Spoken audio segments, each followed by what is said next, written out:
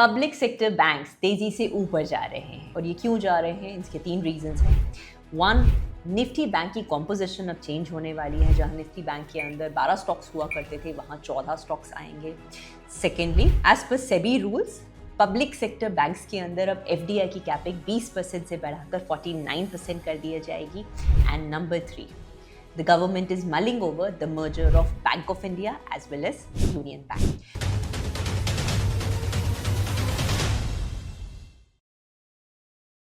आज एक public sector bank को स्टडी करते हैं, उसका फंडामेंटल और टेक्निकल एनालिसिस देखते हैं और इस एनालिसिस को आप किसी भी स्टॉक के ऊपर यूज करके ये देख सकते हैं whether it's worthy of investment और नॉट। तो आज एनालाइज करते हैं बैंक ऑफ बड़ौदा स्टॉक को। ये कलर कोडेड चार्ट एक important summarized chart है to see whether you should be investing in a stock or not. Yellow color coding on durability score indicates कि कंपनी की financial strength ठीक ठाक है।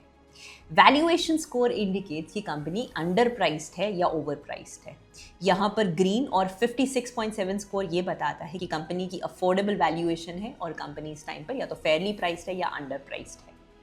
Momentum score technical parameter का part बनता है और यहाँ पर ग्रीन कोडिंग ये बताता है कि स्टॉक इस समय बुलिश है। इन सभी पैरामीटर्स को थोड़ा सा डिटेल में देखते हैं। ड्यूरेबिलिटी स्कोर के अंदर हमें ये देखना है कि कंपनी के फाइनेंशियल्स कैसे हैं। तो यहाँ पर हम पहला इंडिकेटर जो स्टडी करेंगे वो है टॉप लाइन स्कोर, यानी कि कंपनी के revenue from operations quarter on quarter किस तरीके से बढ़ रहे हैं। तो पिछले 2 से 3 साल के समय के अंदर कंपनी की टॉप लाइन ग्रोथ जो है वो पॉजिटिव होनी चाहिए ऑन अ क्वार्टर बेसिस। सो यहाँ पर आप देख सकते हैं पिछले 3 साल के इंडिकेटर्स है and barring last quarter company हर क्वार्टर के अंदर ग्रो कर रही है। ये देखिए। सिमिलरली आपको देखने हैं नेट प्रॉफिट के इंडिकेटर्स, यानी कि कंपनी कितना मुनाफा कमा रही है। सो यहाँ भी आप देख सकते हैं कि पिछले 3 साल के अंदर on every quarter on quarter basis the company has delivered a higher profitability. Company के कैश फ्लोज जो है वो भी एक इंपॉर्टेंट फाइनेंशियल स्ट्रेंथ का इंडिकेटर है। आपको ये देखना है कि company on a net operating basis positive cash flow कमा के दे रही है, यानी कि कंपनी अपने कोर बिजनेस एक्टिविटीज से पॉजिटिव कैश फ्लोज जनरेट कर रही है, जो कि आप यहाँ पर देख सकते हैं कि कंपनी के कैश फ्लोज अब मार्च 2025 के अंदर पॉजिटिव हो चुके हैं और पिछले 5 साल और 3 साल के अंदर पॉजिटिव कैगर के थ्रू बढ़ रहे हैं। दूसरा पैरामीटर आता है वैल्यूएशन। आपको हमेशा या तो फेयरली प्राइस स्टॉक्स के अंदर इन्वेस्ट करना है या फिर अंडर प्राइस स्टॉक्स के अंदर इन्वेस्ट करना है। अब कंपनी की वैल्यूएशन कैसे देखेंगे? नॉर्मल कंपनी की वैल्यूएशन देखी जा सकती है प्राइस टू अर्निंग्स में, मगर बैंक्स की जो वैल्यूएशन है वो देखी जाती है प्राइस टू बुक रेशियो से। और इस प्राइस टू बुक रेशियो को आपको स्टैंड अलोन नहीं देखना है, मगर इंडस्ट्री के पीयर से कंपेयर भी करना है। तो यहाँ पर हम इंडस्ट्री की प्राइस टू बुक वैल्यू देख सकते हैं।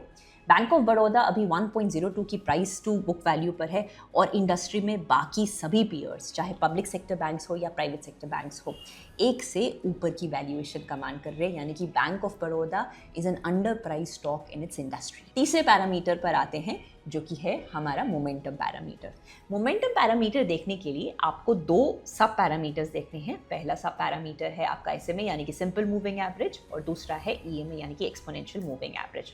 आपको ये इंश्योर करना है कि कंपनी की करंट स्टॉक प्राइस पुराने एसएमएज और पुराने ईएमएस से ज़्यादा है। इसका मतलब होता है कि कंपनी इस टाइम पर बुलिश ट्रेंड पे है और ये एक अच्छा समय है उस स्टॉक के अंदर एंटर करने का। तो ये देखिए, यहाँ पर हम कंपनीज के एसएमएज और ईएमएस देख सकते हैं।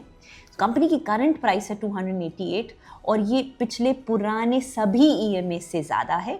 और यहाँ पे आते हैं एसएमएस पर। जो एसएमए है, करंट स्टॉक प्राइस है 288 और पुराने एसएमएस सारे के सारे 288 से कम है। इसका मतलब the current stock price is bullish.